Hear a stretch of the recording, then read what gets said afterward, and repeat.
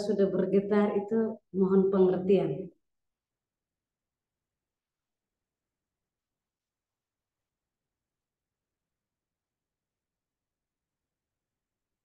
Oke, baik. La Santarella itu panggilan singkat dari pendiri kami,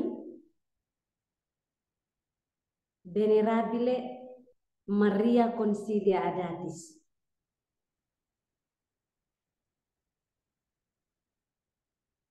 Pendiri kami, Maria Adatis, lahir pada 1845 di Napoli dari Bapak Paulus dan mamanya Luisa Bordo. Bapaknya itu asli orang Napoli dan mamanya itu keturunan Prancis, pendatang. Bapaknya setelah lahir pendiri kita itu diberi nama Emilia Pasqualina Adatis.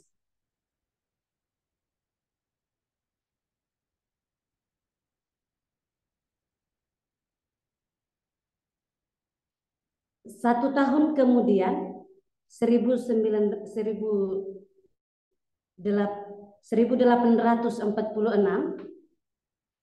setelah dilahirkan pendiri kita, di dalam gereja Katolik juga diadakan pemilihan paus, dan itu terpilihnya Paus Pius ke-9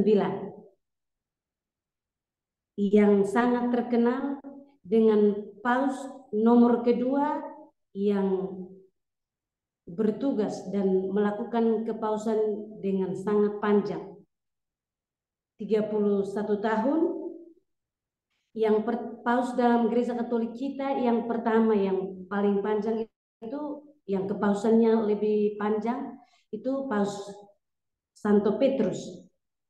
Dan yang kedua Paus ke-9, Paus Pio ke-9, dan yang ketiga yang sekarang sangat terkenal kita tahu bahwa Yohanes Paulus kedua. Paus Yohanes Paulus kedua. 2 tahun setelah kelahiran pendiri kita,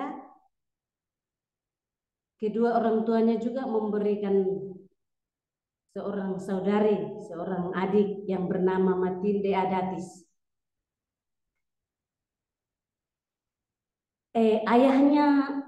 Ayahnya pendiri kita, Maria Emilia Pasqualina Adatis ini seorang perawat, dan beliau memiliki farmasi yang sangat terkenal di Napoli. Dan pada tahun 1845 sekitar tahun-tahun itu sangat terkenal dengan penyakit kolera yang mudah terjangkit untuk semua orang. Tetapi ayahnya itu karena memang keluarga yang diberi rahmat Tuhan, ayahnya Paolo Adatis itu sangat bermurah hati. Ia yang setiap hari bekerja di farmasi sebagai pelayan di farmasi, dan itu juga pemiliknya, ia berusaha untuk keluar dari rumahnya dan melayani semua orang yang mengalami penyakit kolera, sampai ayahnya juga terjangkit penyakit kolera.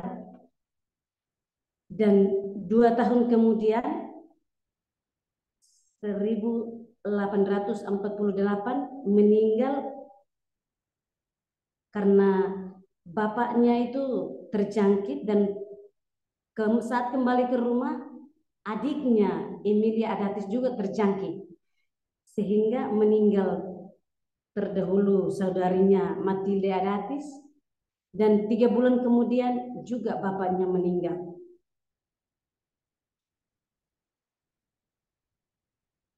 Setelah meninggalnya bapaknya itu, karena memang farmasi itu milik keluarga dari ayah, maka keluarga dari ayah itu mengambil semua harta kekayaan yang dimiliki mereka, sehingga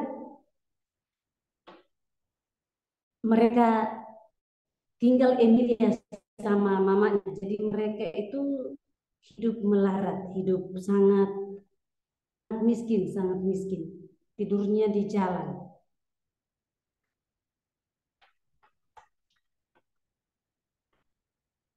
4 tahun kemudian meninggal juga mamanya, pendiri kita. Jadi ya sejak umur 4 tahun itu sudah menjadi ya anak yatim piatu.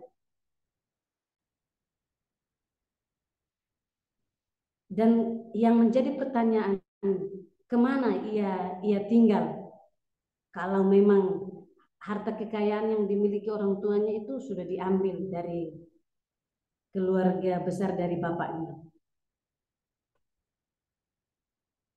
Emilia Pasqualina Adatis ini setiap hari,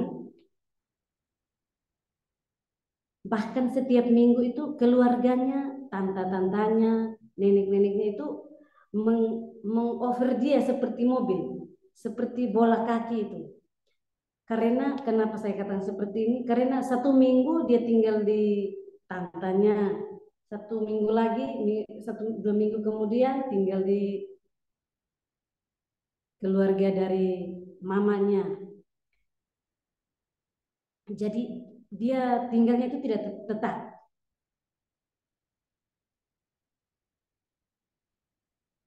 Dengan sejarahnya yang begitu histeris, dengan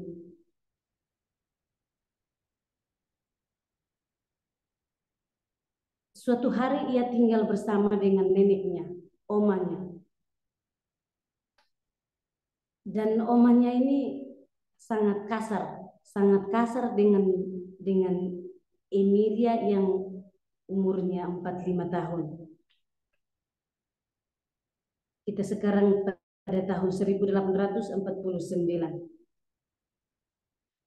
Dengan kekerasan yang diberi oleh neneknya itu, dia lebih menjadi kesepian, bahkan sangat berduka, karena umur-umur seperti dia itu seharusnya memperoleh dan memiliki belas kasih sayang yang penuh dari orang tua, terutama seorang ibu.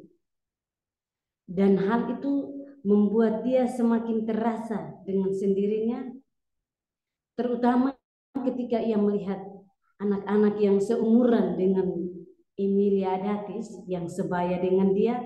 Mereka itu diperhatikan,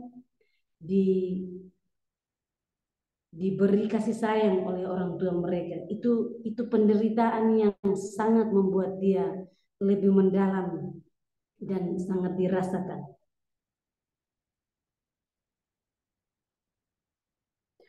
Namun mulai saat itu ia mengambil keputusan memilih sebagai ibunya Bunda Maria. Karena di rumah neneknya itu ada satu gambar kudus, yaitu gambar Bunda Maria berduka cita, yang sudah sangat compang-camping pula. Namun ia mengambil gambar ini dan ia memperbaikinya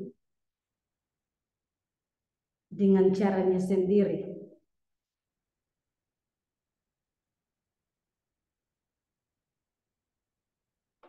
Dan ia menjadikan gambar kudus ini sebagai ibunya. Ia katakan dalam hati, sekarang saya tidak memiliki ayah dan ibu. Dikatakan kepada gambar kudus Bunda Maria berduka cita ini, kamulah yang menjadi ibuku.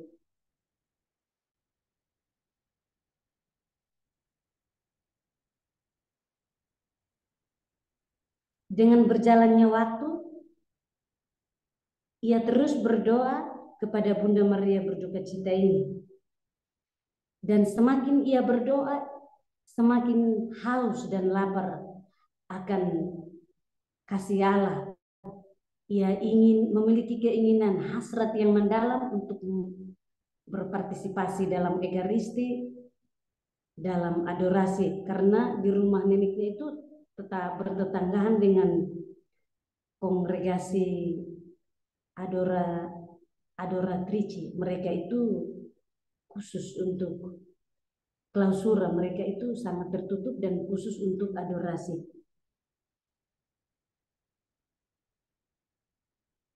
Suatu hari saat ia tidur bersama neneknya, ia katakan kepada neneknya, "Nenek minta tolong bangunkan saya besok pagi jam 4 sehingga saya pergi ke gereja misa pagi." Neneknya katakan, "Iya, baik, saya akan bangunkan kamu." Namun karena ia tahu bahwa situasi dan kondisi neneknya yang kurang sehat, dan memang dengan fisiknya yang sudah kurang sehat, tetap saja ia keras dengan si Emilia yang sangat kecil ini. Karena ia mengenal baik pribadi sang nenek, ia setiap jam itu dia sadar untuk melihat jam. Namun ia bertanya kepada nenek, "Nenek, jam berapa?"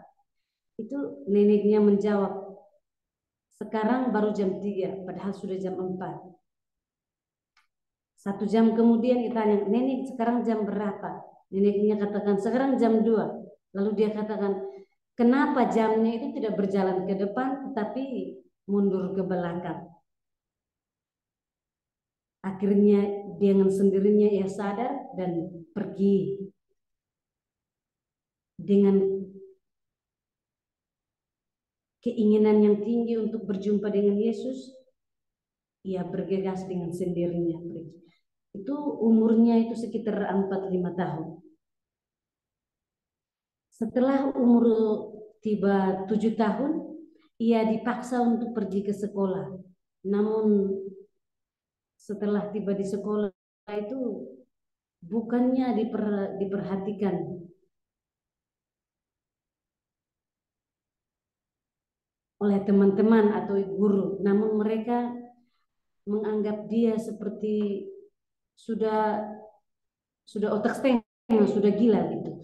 Jadi mereka selalu menghukum dia, dan dia itu dengan penderitaan yang sudah dimiliki dalam keluarga dan tiba di sekolah pun menerima situasi hal yang sama, ya akhirnya putus sekolah. Dan pendiri kita itu analfabet, artinya bahwa beliau itu tidak tahu membaca dan tidak tahu menulis.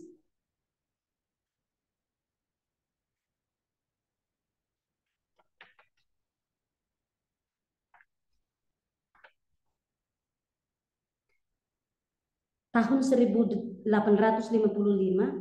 pendiri kita berumur 10 tahun. Dan dalam aturan gereja Katolik kita saat itu, sakramen-sakramen yang perlu diterima pertama itu sakramen krisma, sakramen kekuatan, yaitu krisma. Dan bagi dia ini adalah kesempatan yang sangat spesial, karena memang dari keinginan dalam hatinya itu mau semakin erat, mempererat hubungannya dengan Tuhan. Dan tahun 1857 ia berumur 12 tahun, ia pun menerima komuni pertama. Dan ia sangat bahagia ketika menerima komuni pertama, karena dapat merasakan dan menikmati secara langsung bagaimana menerima tubuh Kristus.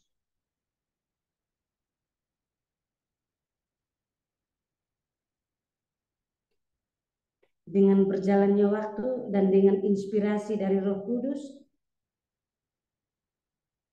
pada tahun 1860 ia memutuskan untuk masuk ke biara.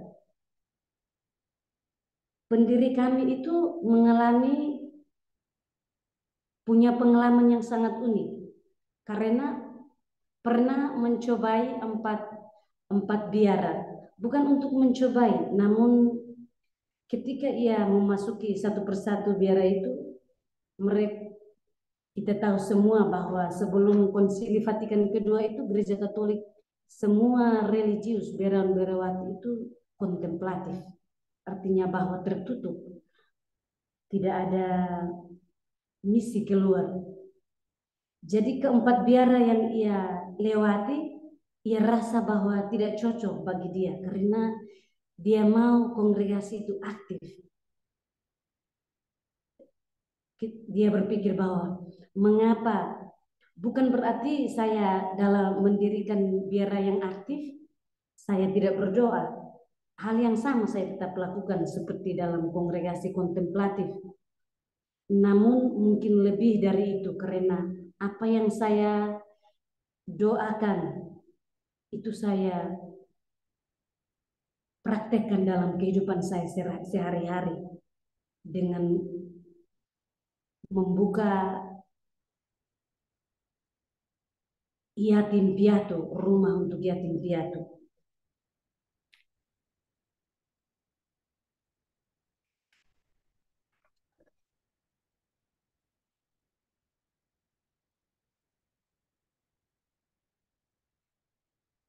Namun sebelum ia memasuki empat biara itu juga karena pribadinya yang sangat menarik, ia sudah memiliki anak yatim piatu, padahal belum mendirikan kongregasi itu, masih masih seperti awam biasa, sudah memiliki anak-anak yatim piatu.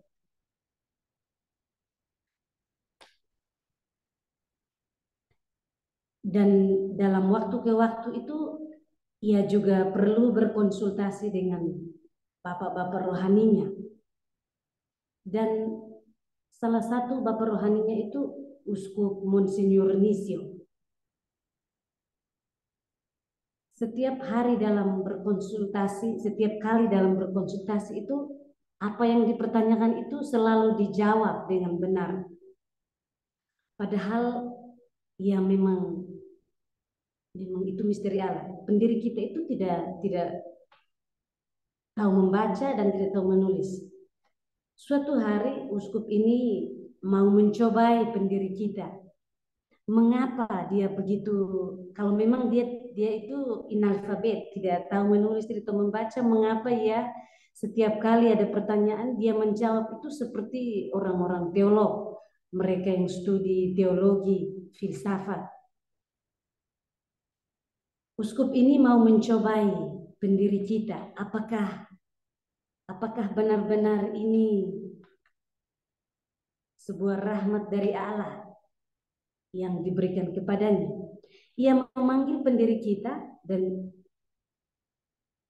ia katakan kepada yang mulia ini, katakan kepada pendiri kita, kalau memang kamu begitu pintar, apakah kamu mempelajari semua buku-buku teolog dari Santo Thomas Aquino? Pendiri kita menjawab, tidak, saya tidak mempelajari semua buku teologi dari Thomas Aquino, tetapi saya belajar dari gurunya. Dan Monsignor ini, uskup ini yang mulia bertanya, siapa guru dari Thomas Aquino? Iya, pendiri kita menjawab. Sebelum pendiri kita menjawab, yang mulia katakan, karena saat itu Santo Thomas Aquinas itu gurunya saat di universitas itu adalah Santo Albertus Magno. Albertus Magno yang artinya besar. Dan mereka itu sangat terkenal. Monsignor katakan, yang mulia Bapak Uskup mengatakan, apakah gurunya Santo Thomas Aquina itu Albertus Magno? Pendiri kita katakan, tidak. Gurunya Santo Thomas Aquinas itu adalah Yesus Kristus. Dan saya belajar dari guru besar kita, yaitu Yesus Kristus. Dan dari kesempatan itu Yang Mulia mengatakan bahwa ini sudah bisa dikatakan Santarella. Santarella itu bahasa Italia. Namun saat bahasa Napolitana itu Napoli itu seperti bahasa Jawa begitu. Itu mereka memanggilnya dengan O Santariella. Itu Santa kecil.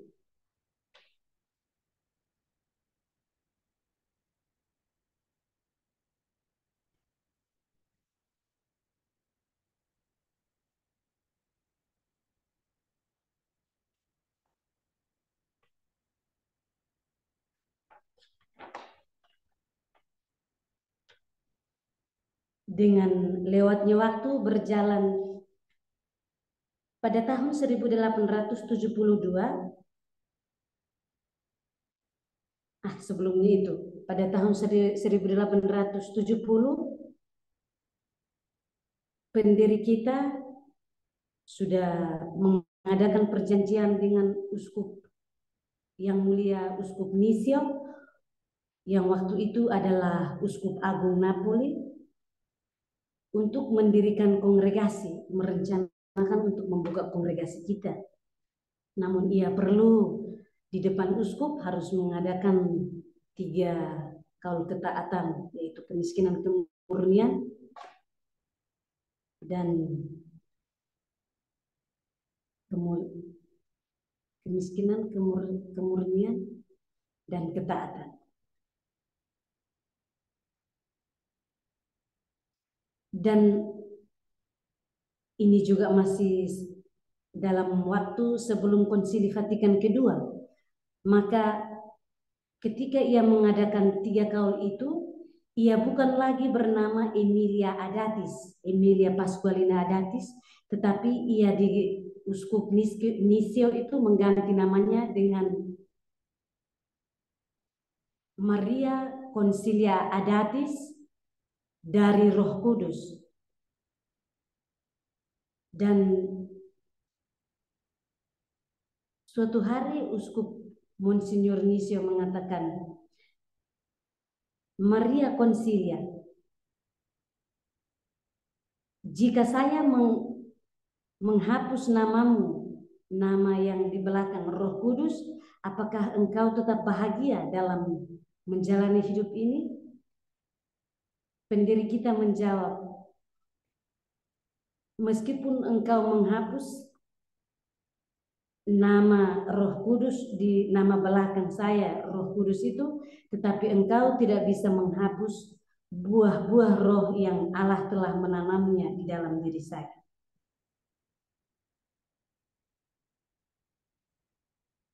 Dan tahun 1872 pendiri kita berumur 27 tahun. Ia mendirikan kongregasi kita ya dengan nama Hamba-hamba Maria Berduka Cita dari Nocera.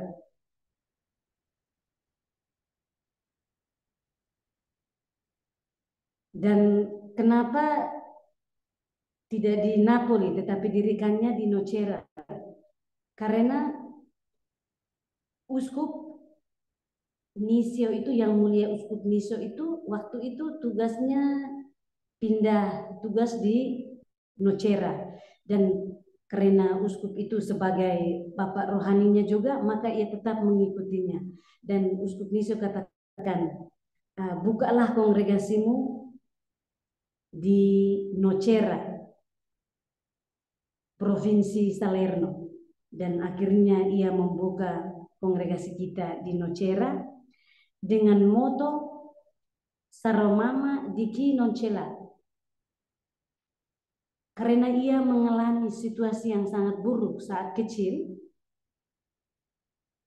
dengan dukanya itu ia memilih moto ini bahwa dia akan menjadi mama bagi setiap anak yatim piatu. Siapa saja yang ia temui dalam hidup, dalam setiap langkah hidupnya, ia akan bersedia untuk menjadi mama. Karena ia tidak mau mereka mengalami hal yang buruk seperti ia alami saat kecil. Dan jika hidupnya sudah begitu sederhana, melarat, bagaimana ia dapat menghidupi kongregasi kita? Ia percaya akan dua kata, providenza di Dio, providenza divina, yang artinya penyediaan Tuhan. Bahwa di dalam setiap hidup itu dengan kepercayaan iman akan Allah, semuanya telah tersedia. Dan ia memiliki satu pengalaman yang sangat luar biasa ketika ia mau membuka dan membeli rumah pertama di Nocera untuk memulai kongregasi kita. Rumah itu sangat mahal, namun ia tidak memiliki satu sen pun untuk membayar rumah ini. Dan ia memiliki cara untuk pergi. Mungkin kita sering mendengar kata questua. Sering itu artinya bahwa kongregasi-kongregasi yang hidup lewat minta-minta. Maka ia ke Napoli untuk meminta sedekah dari setiap orang yang ia kenal. Dan ia sempat memungut sampai 500 juta lebih untuk membeli rumah itu. Namun ketika ia kembali dari Napoli menuju ke Nocera, ia menjumpai seorang pengemis di jalan yang sudah kelaparan, yang sangat kelaparan dan berhari-hari tidak memiliki makanan. Namun karena belas kasihnya yang lebih tinggi, ia mengambil semua uang yang telah ia pungut, ia miliki dan berikan kepada pengemis ini. Namun karena ia percaya akan apa yang disediakan Tuhan selalu, ketika ia memberikan uang itu, si pengemudi kuda, kita berbicara mengenai era tahun 1872-73 itu semuanya belum memiliki mobil dan masih menggunakan kuda. Itu Pak yang mengemudi kuda itu mengatakan, kalau memang kamu memberikan semua uangnya kepada si pengemis ini, bagaimana kamu dapat membayar rumah yang kamu mau buka? Ia dengan tenang mengatakan, Tuhan sudah menempatkan semuanya pada waktunya. Dan mereka pun melanjutkan perjalanan. Saat tiba di rumah, si pemilik tanah dan pemilik rumah itu katakan sudah berada di depan pintu. Ia katakan, Bunda Maria Consilia Datis, sekarang rumah ini adalah milik pribadimu. Dan saya juga mau memberikan sedekah karena tanda untuk membesarkan anak yatim piatu yang telah engkau punya. Dan itulah rahmat kasih Allah yang selalu ia tanamkan dan masih kita anak-anaknya penerus kongregasi masih jalankan hingga saat ini. Percaya selalu akan penyediaan Tuhan, providenza di Dio. Karena banyak kenalan teman termasuk para uskup, dan saat ada pertemuan di Roma, para uskup mereka menceritakan kepada Bapak Paus bahwa ada seorang ibu yang lahir di Napoli namun sedang baru membuka kongregasi di Nocera itu sangat mulia hatinya. Maka Bapak Paus mengirim surat kepada pendiri kita.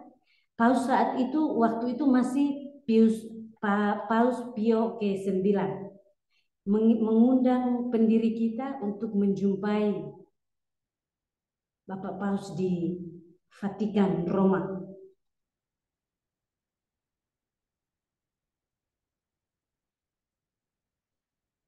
Dan saat ia melihat pendiri kita, ia hanya mengatakan satu kalimat, "Tu sei una donna di garbo," yang artinya kamu adalah wanita yang penuh rahmat.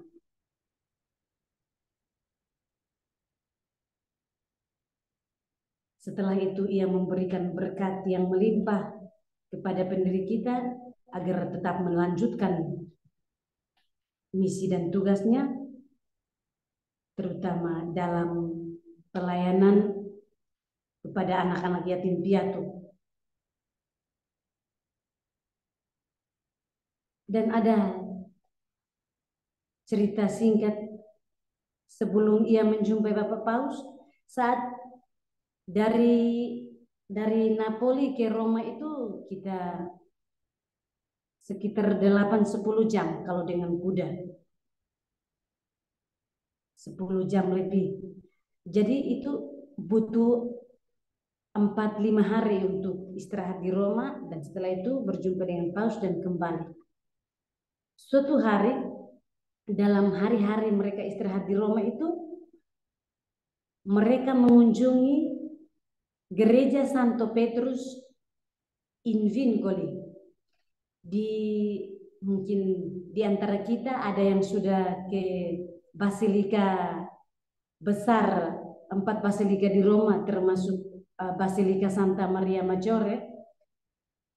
Itu dekat gereja Santo Petrus in Vincoli itu dekat Basilika Santa Maria Maggiore. Di situ ada rantai yang sangat terkenal dari Yerusalem. Rantai itu digunakan untuk melilit, mengikat tangan dan kaki rasul-rasul Yesus dan mereka bawa ke Roma. Dan rantai itu sampai saat ini masih ada dan ada di gereja Santo Petrus itu. Dan para pengikutnya, pendiri kita itu mereka untuk bercanda, mereka mengambil rantai yang digunakan untuk melilit orang rasul-rasul Yesus itu, mereka menaruhnya di bagian leher dan tangan.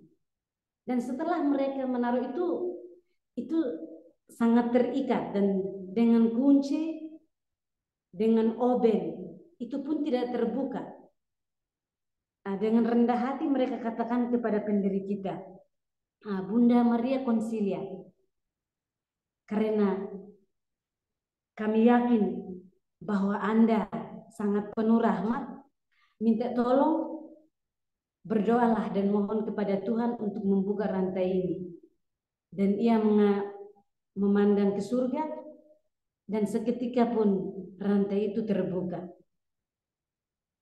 Dan itulah mujizat-mujizat kecil yang ia adakan, bukan pendiri kita yang adakan, yang merupakan rahmat Tuhan sejak ia hidup. Apakah sudah lewat waktu?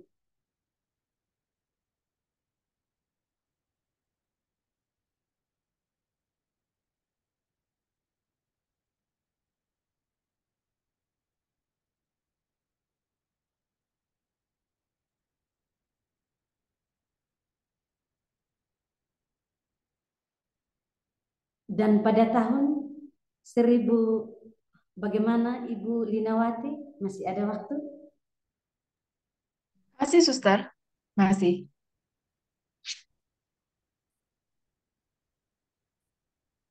Dipersilakan, Suster, lanjut. Tapi kata Ibu Regina sudah cukup. Ada di pesan itu.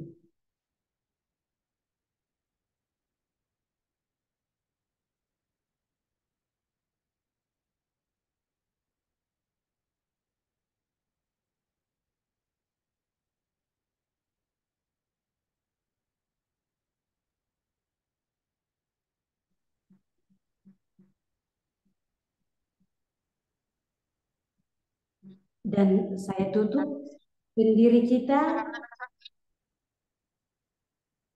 bagaimana?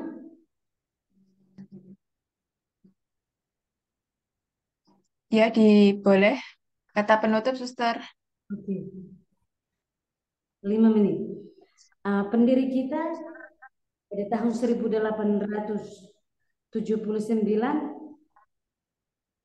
ia menggabungkan kongregasi kita dengan Ordo Hamba Maria. Mungkin kita semua sudah pernah mendengarnya. Dan pada tahun 1990 karena ia mengalami kanker paru-paru,